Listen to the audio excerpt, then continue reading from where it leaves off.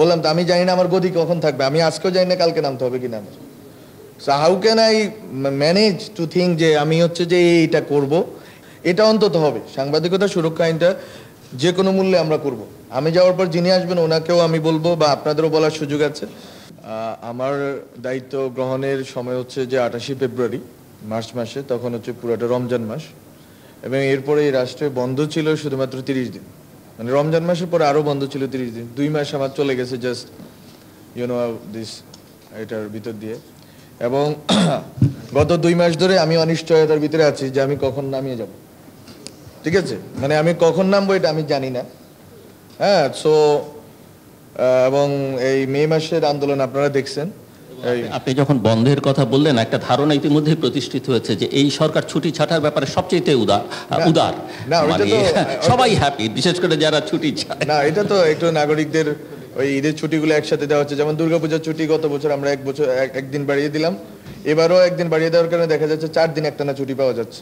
So এটা ঠিক আছে, সরকার তো মানে নাগরিকদেরও তো এক ধরনের ট্রমার ভিতর দিয়ে গেছে, ফলে আরো অনেকগুলো ইকুয়েশনে সম্ভব। হ্যাঁ ঠিক আছে, ছুটি হচ্ছে, কিন্তু আমি বললাম আর কি যে আমি কতগুলো কর্মদিবস পেলাম, এবং যেটা বললাম গত এই যে মে মাস থেকে তো এই যে রাজনৈতিক দলগুলো বলা শুরু করলো যে ছাত্র উপদেষ্টাদের পদত্যাগ চাই।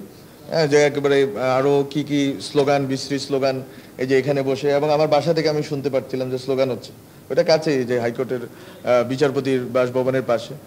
তো এই একটা দোলাচলের ভিতরে অন্য সকল উপদেষ্টা যেখানে 8 আগস্টে শপথবদ্ধ হয়েছেন, আমার শপথ আমি নিছি 10 নভেম্বর, কিন্তু আমার দায়িত্ব আমি পেয়েছি হচ্ছে যে 28 ফেব্রুয়ারি, কিন্তু অফিসে আমি বসছি 1 মার্চ হয়তো, বা এরপর 1-2 দিন পরে। তো বলে আমার জন্য সময়টা খুবই সংকীর্ণ, খুবই কম। আমি হয়তো অফিস হয়তো আমি জানি না, হয়তো 60-70 দিন পাইছি কিনা সব মিলিয়ে। ইউনিভার্সাল কার্ডিয়াক হসপিটাল, আপনার হৃদয়ের আরো কাছে। তো এই সময়ের ভিতরে কিন্তু আপনি যখন বললেন যে সুরক্ষা আইনে হচ্ছে আমাদের যে আইনের খসড়া থেকে শুরু করে একবার বিল হওয়া, কি বলে, আইনের গ্যাজেট পাস করা পর্যন্ত 18টা দাফ হয়ে যেতে হবে। এবং আমি সুরক্ষা আইনের খসড়া, আমি যদি ভুল না বলি, আমি 1.5-2 মাস আগে আমি হচ্ছে আমার মন্ত্রণালয়ে বলছি যেটাকে আপনি যেভাবে আছে প্রক্রিয়া আছে, যে 15টা দাফ প্রক্রিয়া শেষ করে আপনি ক্যাবিনেটে নেবেন। ক্যাবিনেট থেকে 2টা দাফ আছে, ক্যাবিনেট থেকে যাবে প্রধান উপদেষ্টার কাছে, তারপর হচ্ছে যে রাষ্ট্রপতি সাইন করলে এটা গ্যাজেটেড হয়ে যাবে। এই জায়গায় এখনো দ্বিতীয় স্তরে এটা পড়ে আছে। তখন আমি বাধ্য হয়ে দেখলাম যে এটা নিয়ে একটা দোলাচল আছে, সাংবাদিকদের সংজ্ঞা নিয়ে কথা চলতেছে। আমার মানে মন্ত্রণালয়ের লোকরাই বলতেছে স্যার সাংবাদিকদের সংজ্ঞাটা অস্পষ্ট। এখানে আরো অনেকগুলো ধারা নিয়ে কথা চলতেছে, লেজিসলেটিভ বিভাগে পাঠানো হয়েছে, ওখান থেকে কিছু কনসার্ন ওরা না এখনো মানে লিখিত দেয় না, কিন্তু এর আগে বলছে যে এরকম কনসার্নগুলো আছে। ফলে আমি একটা আইন যে করব, এখন যে কোনো উপদেষ্টা, আমার এখানে আরো বাকি 18-20 জন উপদেষ্টা 8 আগস্ট থেকে এসে বসে উনি ভেবে বলছেন যে উনি কি করবেন। ফলে আমার স্যার যিনি আসিফ নজরুল স্যার, উনি বলতে পারেন যে আমি এত % করছি। এখন আমার দায়িত্বই নেওয়া হয়েছে এমন সময়ে, এবং আমি বললাম তো আমি জানি না আমার গতি কখন থাকবে, আমি আজকেও জানি না কালকে নামতে হবে কিনা আমার। So how can I manage to think যে আমি হচ্ছে যে এইটা করব, এই হচ্ছে আমার আপনি কতদিনের অ্যাসুরেন্স পেলে, মানে কতদিন থাকতে পারবেন জানতে পারলে আমাদেরকে আশ্বস্ত করতে পারবেন যে এই কাজগুলো হবে? না, আমার মনে হয় যে প্রত্যেকটা কাজেরই একটা হচ্ছে প্রক্রিয়া আছে। যেমন উনি বললেন